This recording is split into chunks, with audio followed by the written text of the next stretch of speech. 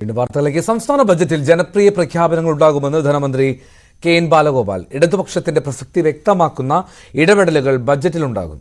വിമർശനമുണ്ടെങ്കിലും രാജ്യത്തെ ഏറ്റവും ജനക്ഷേമ പ്രവർത്തനങ്ങൾ നടക്കുന്നത് കേരളത്തിലാണെന്ന് മറക്കരുത് എന്നും ധനമന്ത്രി വ്യക്തമാക്കി. തീർച്ചയായിട്ടും ജനങ്ങളുടെ താല്പര്യം അനുസരിച്ച് കാര്യങ്ങൾ കൊണ്ടുപോവുക, അതിലാണ് ഞങ്ങൾ ശ്രമിക്കുക. ജനങ്ങൾക്കൊരു കാര്യം അറിയാം, ഇന്ത്യയിൽ ഏറ്റവും നന്നായി ജനപക്ഷത്ത് നിൽക്കുന്ന ഇടതുപക്ഷമാണ്. ബാക്കി ഒരു സ്റ്റേറ്റിലും ഇപ്പോൾ LDF ഗവൺമെന്റും ഇല്ല, ഇങ്ങനത്തെ ഗവൺമെന്റ് ഇല്ല. കേരളത്തിന്റെ ഒരു പ്രത്യേകതയുണ്ട്, അത് നമ്മളെല്ലാം മാത്രമായിട്ട് ഉണ്ടാക്കിയതല്ല, കേരളത്തിന്റെ ഒരു ചരിത്രത്തിൽ കൂടി ഉണ്ടായതാണ്, കേരളത്തിന്റെ ഒരു പാരമ്പര്യമാണ്. ആ പാരമ്പര്യവും കേരളത്തിന്റെ പുരോഗമനപരമായ സ്വഭാവവും സംരക്ഷിക്കുക എന്നുള്ളത് ഇന്നത്തെ കാലത്ത് പ്രധാനമാണ്. മണിപ്പൂർ മുതൽ ഇങ്ങോട്ട് എത്രയോ സംഭവങ്ങളുള്ള നമ്മുടെ നാട്ടിൽ അതിൽ നിന്നൊക്കെ വ്യത്യസ്തമാണ് കേരളം. ആ കേരളത്തെ സംരക്ഷിക്കാൻ ഇടതുപക്ഷം ശക്തിപ്പെടണം എന്നുള്ളത് അവരെല്ലാം അറിയുന്ന കാര്യമാണ്. ആ കരുതൽ താങ്കൾ ബജറ്റിൽ നടത്തും?